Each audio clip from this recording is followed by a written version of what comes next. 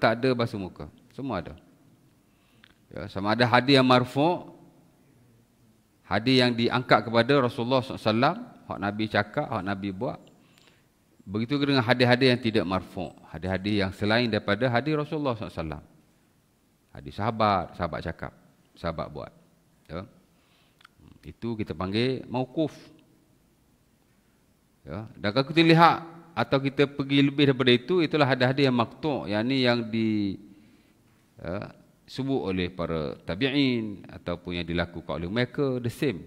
Tetap mereka menyapu muka. Sama macam apa dilakukan oleh guru-guru mereka, itulah para sahabat, dan sama seumpama dilakukan oleh Rasulullah SAW. Jadi ayat Quran jelas. Hadis pun banyak dengan marfu'nya. Ya, marfu' ni hak Nabi punya lah. Dengan mauqufnya hak sahabat punya. Dengan maqtu'nya hak tabi'in punya. Ya. Dan begitulah sampai ke hari ini. Tidak ada orang yang berwudu, saya ingat, tidak membasuh muka. Bukan kata ahli sunnah, bukan ahli sunnah pun, baik Syiah. Tuan-tuan pernah tengok Syiah wudu macam mana? Dia pun basuh muka juga. Ya. Dan saya jaminlah mana-mana aliran yang menyandarkan dirinya kepada Islam, ya, wudu dia mesti basuh muka. Ya. Dan ini direkodkan oleh para ulama kita ramailah. Ya. Antaranya Al-Imam Ibnu Rushd rahimahullah ta'ala dalam bukunya Bidayatul Mujtahid. Ya. Itu antara buku yang hebat juga. Dulu di Gombak, Dr. Zaharuddin yang ajar buku tu di salah satu surau. Saya ingat tak ramai atau mungkin tak adalah masjid surau yang ajar kitab tu. Ya. Dia kitab yang merangkumi ke empat mazhab atau lebih daripada itu. Dan juga dia menjelaskan kenapa ulama itu khilaf. Dia lebih kepada kaedah lah, ya, kenapa ulama khilaf, dan juga dalil-dalil. Ya. Satu buku yang bagus. Dan dia amat terkenal sekali, Al-Imam Ibnu Rushd. Ya. Kata beliau, ajma'u ala anna ghusl al-wajhi min faraidil wudu. Telah ijma' bahawa membasuh muka itu adalah daripada fardu-fardu wudu. Al-Imam Ibnu Abdul Bar pun sama, dia ulama besar Maliki. Dia dalam mazhab Malik sama dengan Nawawi dalam mazhab Syafi'i. Ya. Tokoh terkemuka dalam mazhab itu. Dia pun sama. Kata beliau, ajma'al ulama fi jami'il a'sar fil masyriqi wal maghribi anna ghuslal wajhi fardun. Ya. Telah ijma', mana kesepakatan yang tidak boleh dirungkaikan lagi. Siapa yang kata basuh muka tak wajib dibimbangi kufur, kerana benda tu disepakati, ijma', no khilaf. Kalau tak setuju benda hak tak melibatkan ijma', tak apa. Betul tak? Ha? Nah, tapi kalau benda-benda ijma' seumpama ini tak boleh. Setahu saya majoriti menghukumkan keluar dari agama, keluar dari Islam tau. Ya. Menafikan membasuh muka untuk berwuduk, dia seumpama menafikan wuduk itu sendiri. Ya. Menafikan qiyam atau rokok atau sujud dalam solat, seumpama menafikan solat itu sendiri. Apa hukum orang yang menafikan solat? Sembahyang lima waktu tak wajib. Terkeluar pada agama. Kafir lah. Memanglah dia nama masih Islam. Betul tak? Takkan nak panggil dia acong kot. Panggil Islam lagi kan. Ya, mungkin dia berpegang begitu. Dia tak semayang. Kalau dia kata semayang tu wajib, tak apa lagi. Ini dia kata tak wajib semayang. Ya, haji pada orang kata tak wajib tuan. Seriously. Alah, kita ada kawan yang pelik-pelik macam ni. Ya. Betul tak? Pergi haji. Buat apa dia kata? Semua batu. Tapi yang dah meninggal, mudah-mudahan Allah Ta'ala mengampunkannya. Ya. Kita tahulah kita berkawan dengan dia. Ingat, ustaz ni semua kawan dengan ustaz aja. Ustaz pun belum tentu bagus. Ya tak? Kita pun kawan dengan orang lain juga. Jenis-jenis hak pelik-pelik lah pemikiran ini. Ya.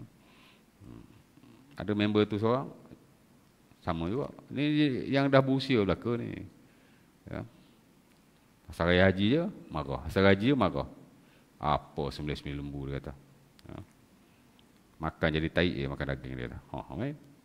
Ya. Dia kadang nak provoke kita. Dia cakap macam tu depan kita, dia nak provoke kita. Ya. Tapi kita malah dia cakap macam tu. Baik. Kalau kita jawab jadi gaduh pula kan. Kat mana tadi?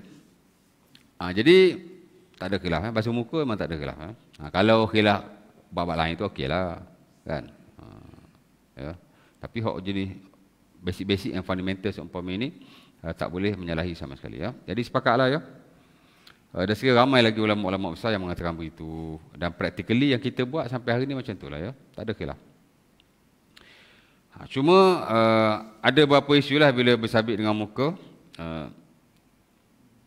Dan hadis yang saya baca dulu, hadis Uthman bin Affan, antara the most important hadis pasal wudu, jelas disebut bahawa Rasulullah SAW membasuh mukanya. Ya. Fa'adkhala yaminahu fil wudu, summa matmada wastanshaqa wastansara, summa ghassala wajhahu salasan. Ya. Nabi memasukkan tangannya ke dalam bekas wudu, lantas Nabi berkomor, membasuh air ke dalam hidung dan Nabi membasuh mukanya. Itu hadis wudu yang paling top dan paling sahih. Yang diriwayatkan oleh Sahih Bukhari dan Muslim daripada Uthman bin Affan, daripada maulanya itulah Humran. Ya. Saya ingat orang belajar fiqh, khusus fiqh ibadat, kalau sebut taharah, hadis tu dia mesti hafal. Ya, dia mesti ingat. Sebagaimana dia juga mesti ingat ayat Al-Quran tentang wudu daripada surah Al-Ma'idah. Ya. Dalil itu dia mesti ingat lah biasanya. Ya tak? Ya. Baik. Ada beberapa perkara yang ulama bahaskan bila sebut menyapu muka. Walaupun tuan-tuan dah daripada dulu, membasuh muka. Walaupun tuan-tuan daripada dulu dah basuh muka. Ya. Pertama ialah haddul wash, had wajah. Ini tuan-tuan tahulah ya. Kalau daripada atas ke bawah, daripada mana? Manabiti sya'ril mu'tad, manabiti sya'ril mu'tad ila a'la zaqan. Daripada tempat kebiasaannya tumbuh rambut sampai kepada hujung dagu. A'la zaqan, hujung dagu. Ni lebar. Ada orang dia dahi sempit, ada orang dia dahi luas. It doesn't matter. Tak ada masalah. Tepat hak dia tumbuh rambut tu. Ya. Jangan tengok dahi orang, tengok dahi kita. Start hak tumbuh rambut. Oh, saya tak ada rambut Ustaz, kepala botok. Agak-agak masa awak ada rambut dulu, tumbuh kat mana rambut awak tu? Ya. Start situ lah. Ingat sendiri ya. Ya. Atasnya dagu, hujung dagu. Bawah dagu tak wajib. Sepakat para ulama, no khilaf. Bawah dagu tak wajib. Ni, belah bawah dalam ni. Dia sampai hujung dagu ni je. Ya. Itu dia punya panjang lah ya. Lebar dia adalah daripada telinga ke telinga. Al-uzun ila al-uzun. Ya. Sebagai ulama dia detailkan lagi. Min syahmatil uzun ila syahmatil uzun. Daripada anak telinga kanan sampai anak telinga kiri. Daripada cuping telinga kanan sampai cuping telinga kiri. Mana telinga lah. Ya. Jadi tuan-tuan ambil wuduk tu, tak perlu tengok depan cermin. Agak-agak air kena, okey ya.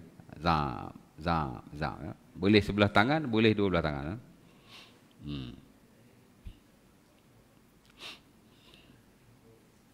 Ya. Itu haddul wash. Lingkaran wajah, had dia. Semua orang tahu. Ya. Yang kedua ialah, adakah diwajibkan membasuh janggut yang ada pada wajahnya itu? Dan begitu juga dengan rambut-rambutnya yang lain. Kadang-kadang dia ada sya'rul khaddain, ada jebing, orang Kelantan kata. Gapo ni? Bukan saibun. Inilah. Jebeng. Yalah, orang sini panggil apa? Bukan.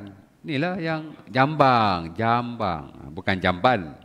Jamban sana. Jambang. Wajib basuh ke tak wajib basuh? Begitu juga dengan bulu-bulu yang lain. Bulu mata, bulu kening, ya. Bulu hidung tak bulu hidung. Bulu hidung tak apa duduk dalam, hak bulu luar ni. Ya. Jika ia nipis, sekira-kira nampaklah kulit. Nipis. Nipis-nipis ni ulama ada banyak teori juga. Sebagian kata nipis-nipis ni nampak kulit. Sebagian kata tak, nipis-nipis ni ialah kita nampak macam nipis. Nipis lah, walaupun tak nampak kulit. Ya. Ada yang kata begitu juga. Tak kisahlah kan. Jadi kalau kita rasa nipis, nipis lah tu. Janggut kau, jebeng kau. Ya. Wajib basuh sampai ke kulit. Wajib sapa. Kebiasaannya kalau nipis ni, sapalah kebiasaannya. Tak perlu tonyoh, tak payah. Agak-agak kalau kita basuh tu, kalau janggut kita nipis, kita yakin air sapalah ke kulit kita. Tak, jangan ceh gitu, tak sapalah. Kalau kita tekap sambil basuh dia sampai. Ya. Practically mungkin kita dah buat. Ini dari sudut teorinya saja. Andai kata ianya tebal, janggut, kalau hak nipis tadi dipanggil khafif. Ya. Sepakat para ulama mesti air sampai ke kulit. No khilaf. Tapi kalau tebal, ulama tak sepakat. Majoriti termasuk standard mazhab Syafi'i tak wajib lagi sampai ke kulitnya. Ya. Kenapa? Lianna al-hukum yantaqil ila as-satir. Itu kaedah dia. Kalau benda itu tertutup, maka ia sudah berpindah kepada yang menutupinya itu. Janggut itu tebal. Ya tak? Tuan-tuan basuh muka, mana basuh muka tu bagi kena janggut. Tapi tak perlu. Bukan tak perlu, tak wajib lah. Tak wajib. Ada juga ulama kata wajib, tapi saya ambil yang majoriti ya. Termasuk standard mazhab Syafi'i. Kalau tebal tak wajib sampai kulit ke, kalau tebal tak wajib sampai air ke dalam kulit. Cukup kena janggut ya. Kerana hukum tu dah berpindah pergi kepada janggut. Itu kaedah dia. Oh, saya nak bagi kena juga ustaz. Sunnah.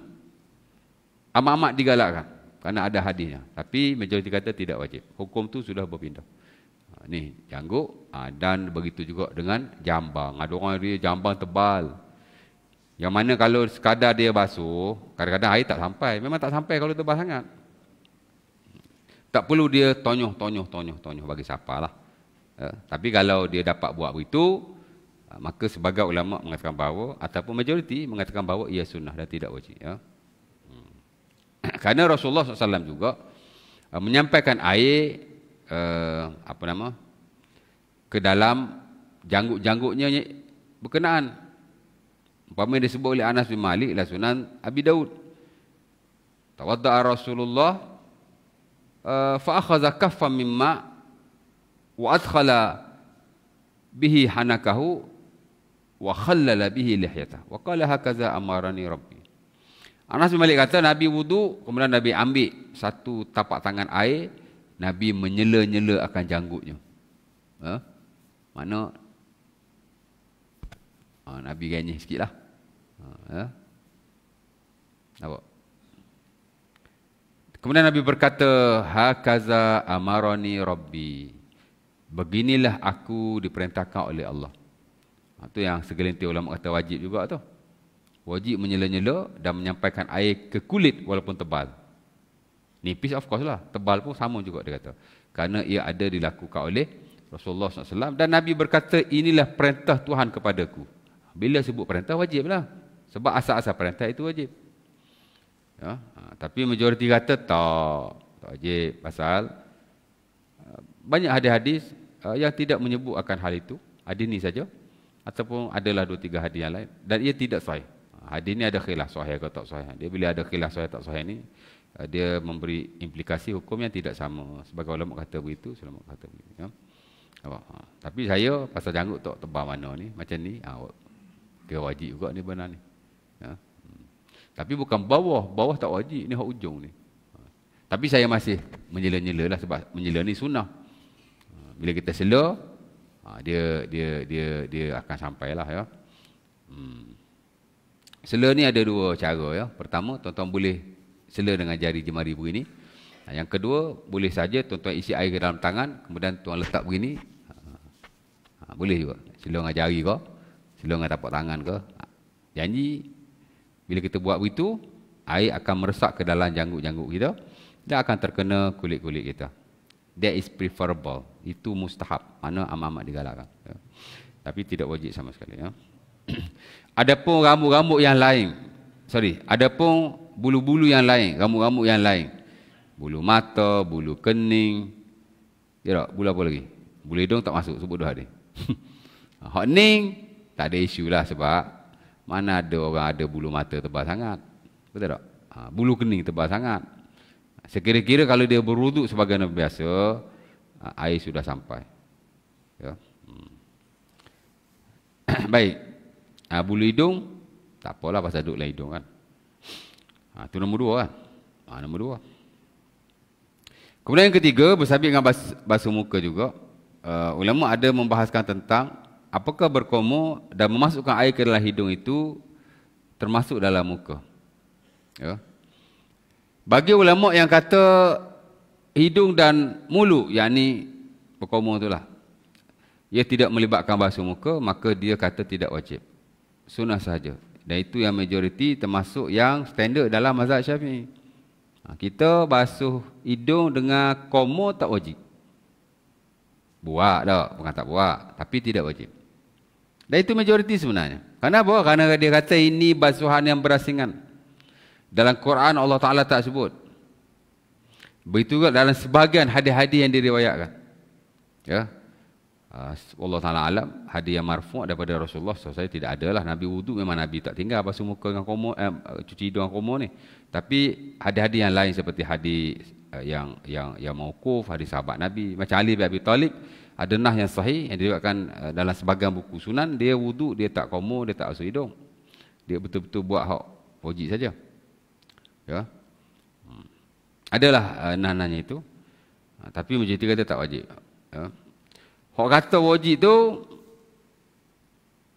pasal apa? Pasal dia kata kumur dengan masuk hidung ni termasuk daripada muka. Jadi dia mewajibkan. Sebab tu kita kalau boleh kita buat juga walaupun kita kata sunat. Bila kita buat tu dia dapat sunat kita dan lepas orang yang mewajibkan. Pasal Nabi SAW ada banyak hadis Nabi memerintahkan kita supaya berkumur. Idza tawadda'ta famadmid, kata Nabi. Bila kamu berwuduk maka kamu berkumurlah. Itu perintah. Perintah ni asalnya wajib. Dilihat pula akan perbuatan wuduk Rasulullah SAW, Nabi tidak pernah meninggalkannya. Jadi ulama yang kata wajib itu ada basisnya. Ya, bukan tak kuat jugalah. Itulah Quran tak sebut pun. Kumur dengan masuk air hidung, Allah Ta'ala sebut muka tu sudah termasuk katanya. Bila Allah Ta'ala kata faghsilu wujuhakum, basuhlah wajah-wajah kamu, dia kata masuk dah dalam tu. Practically pun Nabi tak tinggal, jadi dia kata wajib. Adalah sebab kata begitu. Al-Imam Syafi'i rahimahullah ditanya dan diriwayatkan oleh anak murid beliau, adalah dinukilkan dalam buku fiqh, nama dia Yunus bin Abdul A'la. Ni one of the students of Al-Imam Asy-Syafi'i rahimahullah. Dia ni salah seorang anak murid Imam Syafi'i.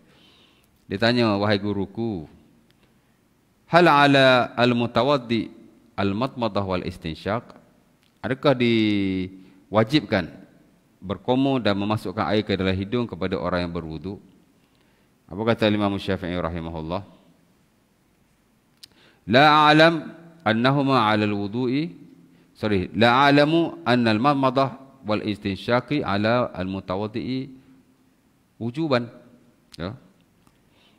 Dia kata, aku tidak tahu jika ada orang yang, aku tidak tahu jika ke atas orang yang berwuduk itu mesti berkumur atau basuh hidung. Maksudnya Imam Syafi'i kata tak wajib lah. Ya.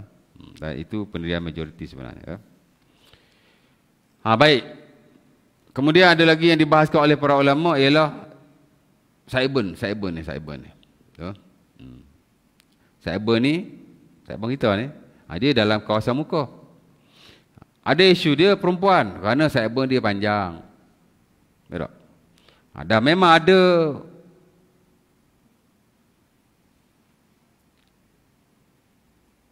beberapa ataupun adalah pendakwah tu bila dia ditanya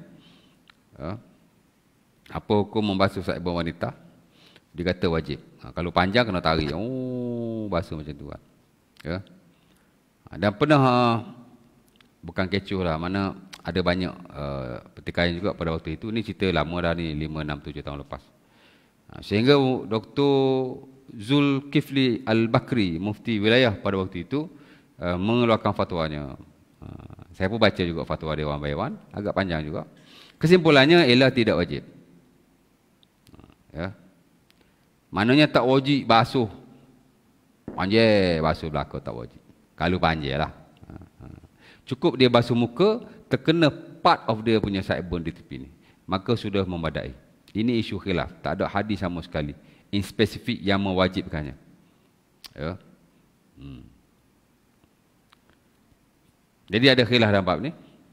Jadi ada kelonggaran. Ya, jangan kita cakap macam kalau tak basuh tak sah. Ya, dan memang ustaz yang terkenal tu memang kata tak sah. Tak sah katanya. Saya pun kadang kalau sebut tak sah saya pun naik pening juga.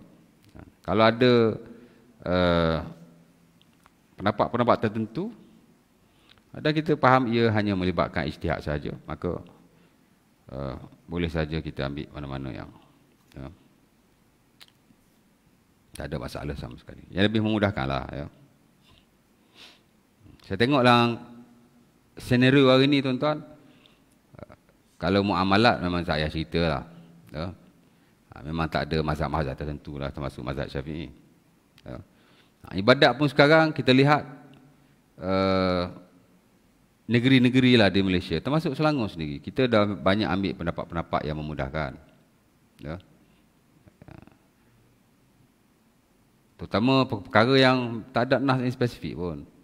Ya. Semua adalah based on ijtihad. Ya. Pandangan-pandangan ilmuwan-ilmuwan terdahulu. Tuan-tuan kena ikut standard mazhab Syafi'i, tuan-tuan yang pakai tabung air kencing tu, yang problem buah pinggang apa semua tu kan. Kalau ikut fatwa lama, Selangor lah. Tiap-tiap kali tuan nak semayang, tuan-tuan kena kosongkan tabung tu. Yes, that is the standard mazhab Syafi'i punya. Dulu tak ada penyakit ni.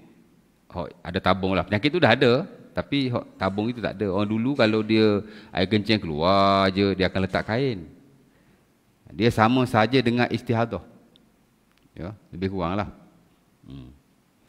Jadi bila dia nak solat, dia kena tukarlah kain tu, ataupun dia kena basuh dan seumpamanya. Dia tak boleh semayang dengan kain yang terkena najis, dengan sebab dia keluar aja tadi. Kalau lelaki dia panggil sulusul baul, air kencing dia keluar saja. Kalau perempuan dia panggil istihadah, darah dia keluar saja. Memang kena basuh, pasal najis kan. Every time of prayer dia kena basuh. Ya. Dan dia memang kena wuduk balik lah.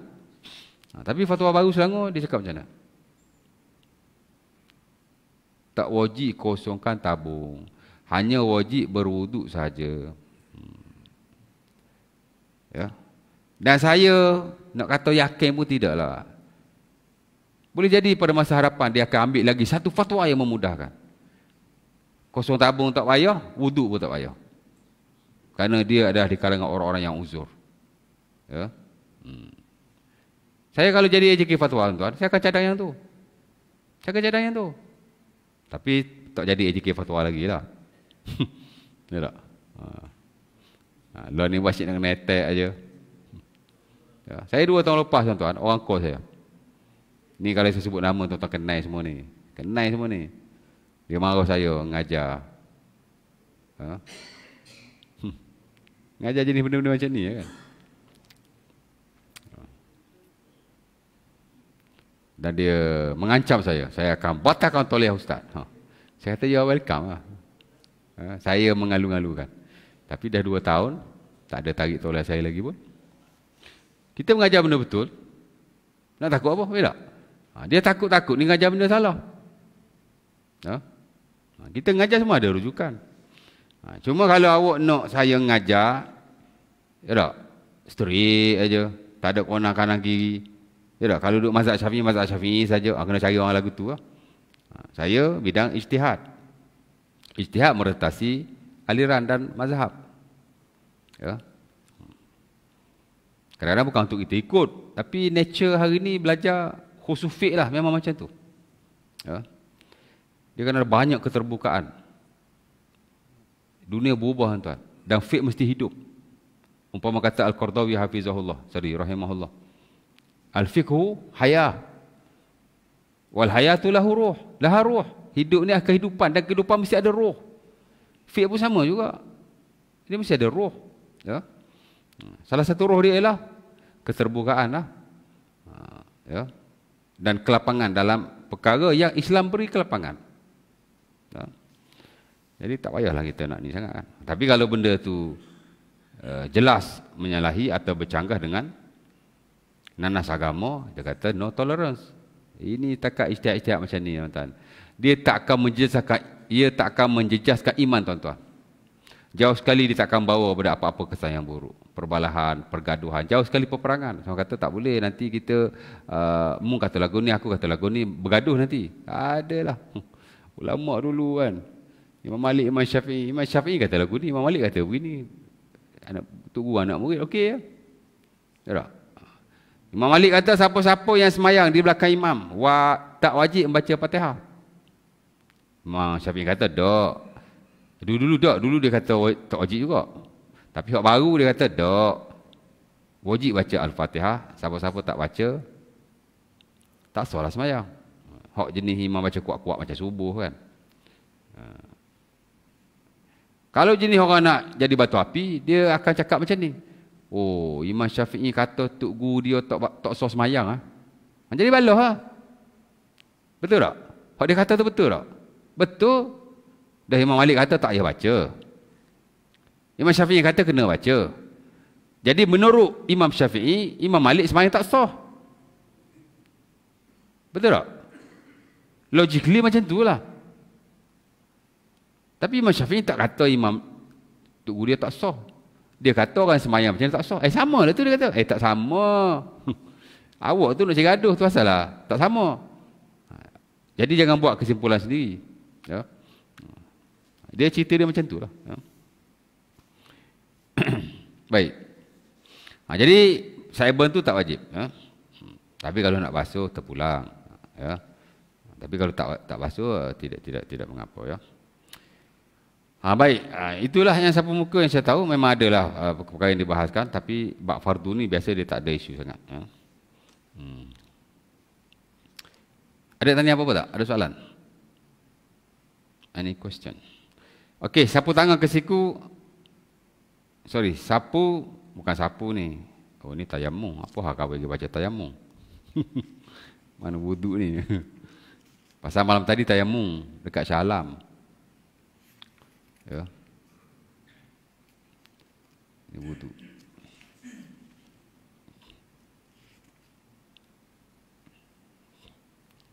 Jadi tuan-tuan jangan jadi macam setengah orang yang was-was pula.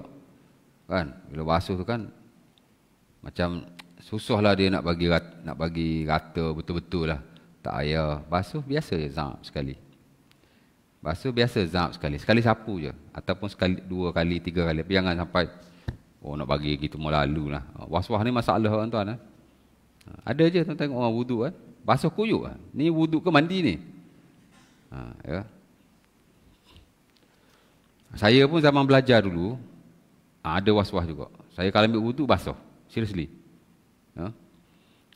Dan kadang-kadang semasa saya bekerja, saya ambil wuduk di sinki tempat saya kerja waktu tu, bos saya memang komplain.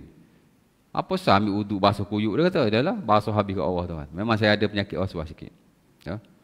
Macam mana saya boleh hilangkan penyakit was-was saya? Saya praktik macam apa dipraktikkan oleh Nabi. Macam mana? Saya kadang saya buat 3 kali, kadang saya buat 2 kali, sekali-sekala saya buat sekali. Hilang penyakit tu. Hilang tu. Ya. Sebab bila kita basuh sekali, kita susah nak was-was tuan. Ya. Ya, macam itulah cerita dia. Lepas tu apa yang diajar oleh Nabi ada kepentingan. Ada kepentingan. Ya. Baik. Jadi jangan was-was. Basuh biasa je. Ya. Tak payah nak tonyong apa gitu ini.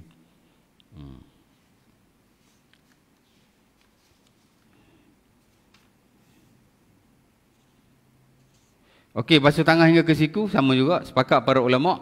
Dinukilkan dalam buku-buku ijma' dan tidak ada khilaf padanya. Ya.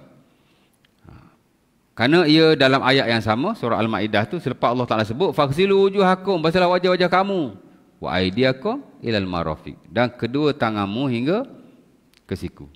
Ya. Jadi jelas. Wuduk pun sama juga. Hadis Nabi. Tak ada hadis yang Nabi wuduk. Rasa baca baru 20 minit. Cepatnya. Setengah jam. Tak ada hadis yang Nabi wuduk, Nabi tak basuh tangan. Tak ada. Same goes tu sahabat-sahabat Nabi SAW dan para tabi'in. Tabi'in juga. Ya. Mana ada orang ambil wuduk tak basuh tangan hingga ke siku? Ada. Ya. Cuma ulama berbeza pendapat, adakah siku tu termasuk dalam anggota wuduk atau tidak? Majoriti kata siku masuk anggota wuduk. Jadi tuan-tuan basuh tangan mesti sampai ke siku, bagi kena belakang siku. Biasa kita wuduk lebih kan? Tak apalah kan? Dan memang majoriti mewajibkan. Cuma segelintir kata siku tidak wajib. Separuh siku pun tak apa. Adalah alasan-alasannya. Dan ia satu pendapat yang famous juga di kalangan ulama-ulama ahli sunnah wal jamaah. Baik. Dan sebahagian yang lain mewajibkan jari jemari tangan disela-selakan. Walaupun majoriti kata tak wajib. Macam kita mazhab Syafi'in tuan basuh tangan, jari ni tuan-tuan tak ni tak apa. Ya. Melainkan kalau tuan-tuan yakin tak kena celah-celah ni, kena basuh. Tapi kalau basuh secara biasa, dia tak wajib bagi tak wajib gini. Dia panggil apa ni? Sela lah kan bahasa Melayu. Bahasa Arab dia panggil takhlil. Majoriti kata tak wajib takhlil, mana bila tuan basuh tangan tu kan kena pastikan celah jari. Majoriti kata tak wajib, kita tak wajib. Sebab kebiasaannya bila kita basuh tangan dia kena. Cuma segelintir kata wajib, takut-takut tak kena. Kita sunat saja, buat dapat pahala. Saya memang buat. Ya. Majoriti kata tak wajib. Sunah saja macam kita. Dan itu kita amalkan. Tapi segelintir kata wajib. Ya. Sama jugalah balik kepada perintah Rasulullah dan praktikal baginda. Di mana adalah sebagian hadis Nabi, Nabi melakukannya dan mengatakan ini perintah Tuhan. Bahkan Nabi ada perintah secara direct. Umpama hadis yang diriwayatkan oleh Al-Imam Abi Daud daripada Laqit bin Saburah, di mana katanya idza tawaddata, bukan Laqit bin Saburah, hadis Ibnu Abbas yang diriwayatkan oleh Sunan Abi Daud. Kata Nabi, idza tawadda ahadukum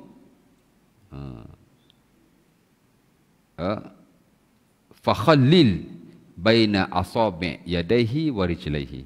Bila seseorang kamu itu berwudu, maka sela-selakanlah di tengah-tengah jari tangannya dan jari kakinya. Ya. Jadi nampak macam wajib lah. Jadi jangan tinggal lah kalau boleh. Dapat pahala insya-Allah Taala walaupun kita kata tak wajib. Ya. Dan bagi mengelakkan supaya air tidak terkena ataupun terhalang ataupun orang kata kenalah kita punya tangan dia. Baik. Dialah perhabis fardu kot. Sapu kepala. Sapu kepala sama, sepakat, tak ada khilaf. Ya. Cuma ulama berbeza, adakah wajib sapu keseluruhan kepala atau hanya sebahagian sahaja. Dan adakah sunnah disapu 3 kali atau sekali sahaja. Ya. Nampak? Sebagian ulama kata wajib sapu semua kepala. Semua. Ya. Termasuk standard dalam mazhab Hambali, Maliki, wajib basuh ke semua kepala. Dan saya lihat ramai ulama-ulama hadis yang menyokong pendapat itu.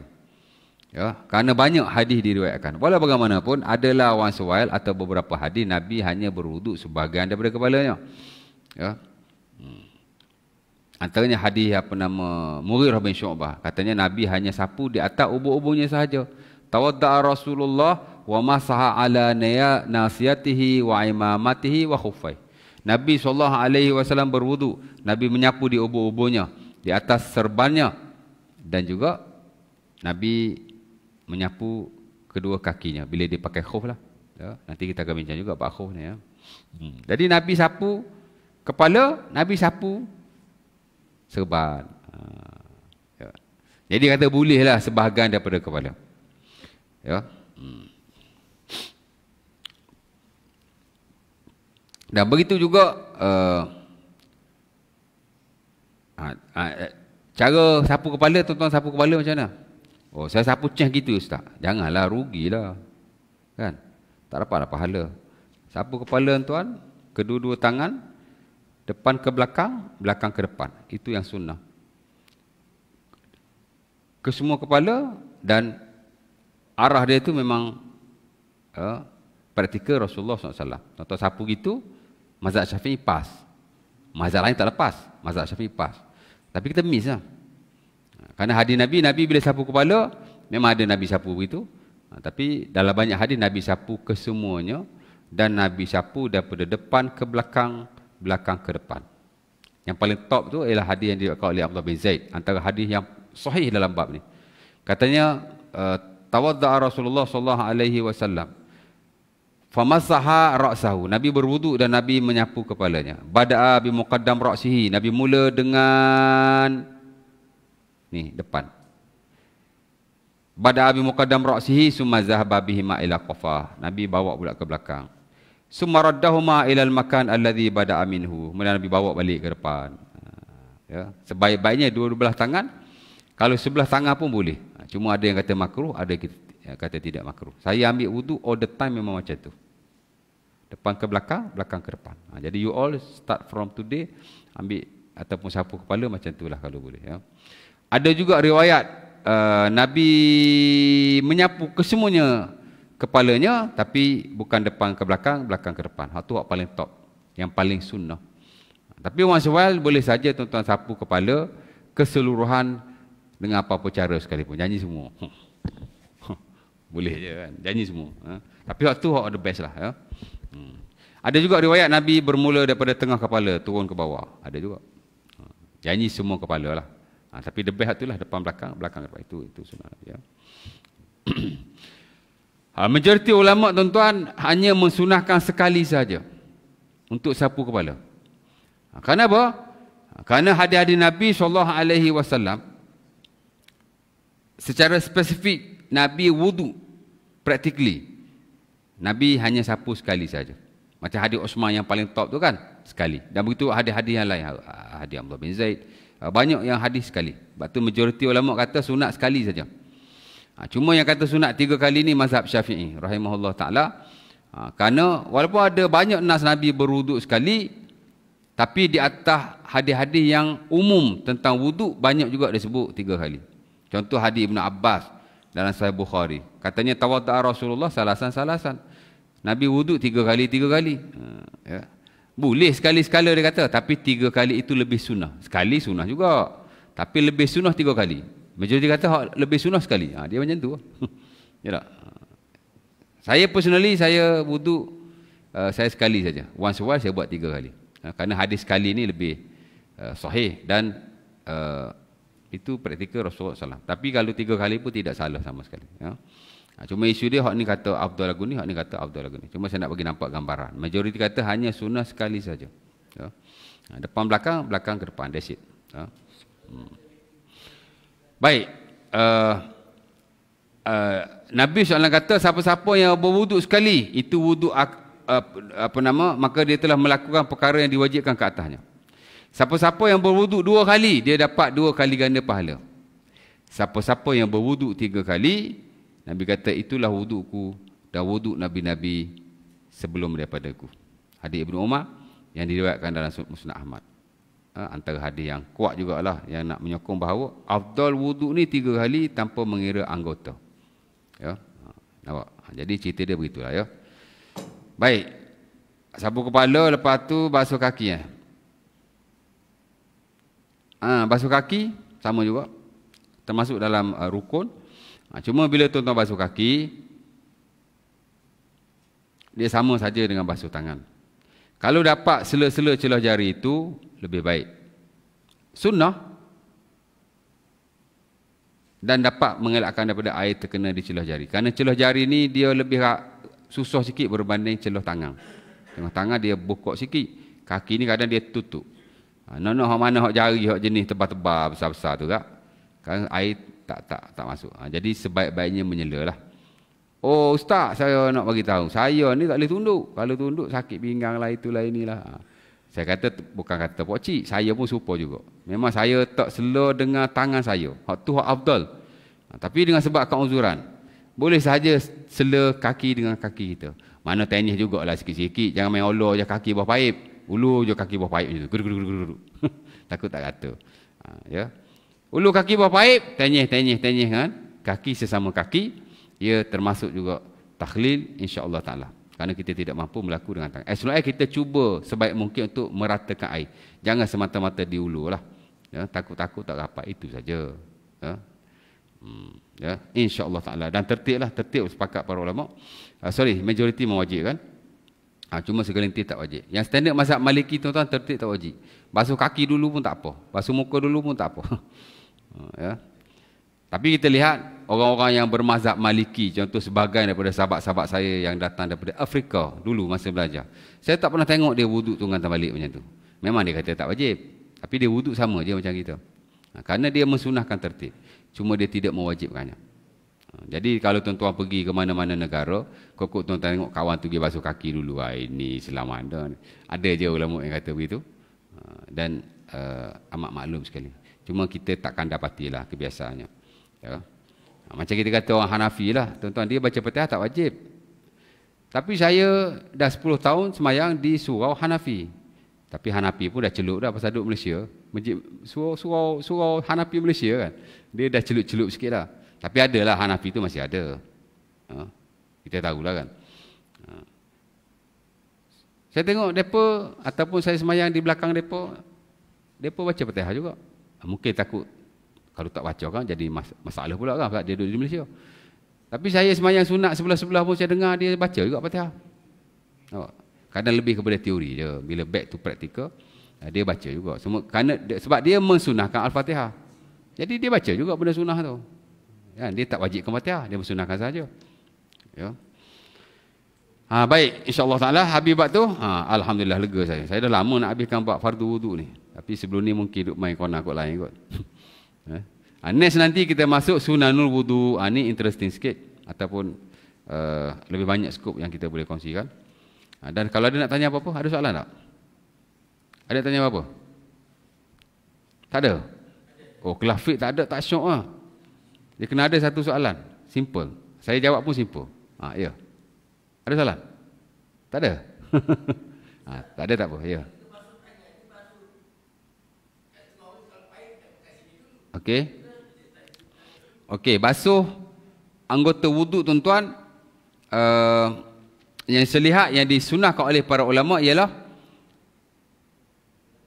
kalau tangan daripada jari naik ke siku. Selari dengan apa disebut oleh Allah Ta'ala dalam Quran. Faghsilu wujuhakum wa aydiyakum ilal marafiq.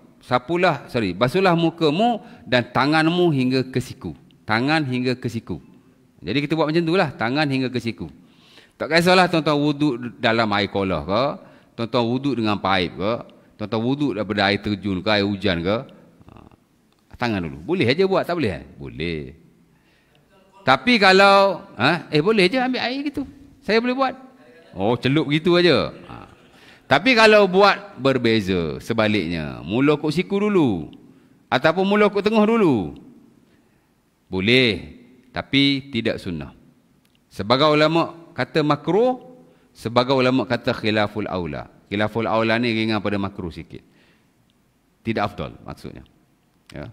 Saya tak tahulah, saya tak pernah ambil wuduk siku dulu, tak pernah. Daripada kecil tak pernah kot rasanya. Saya mesti tangan.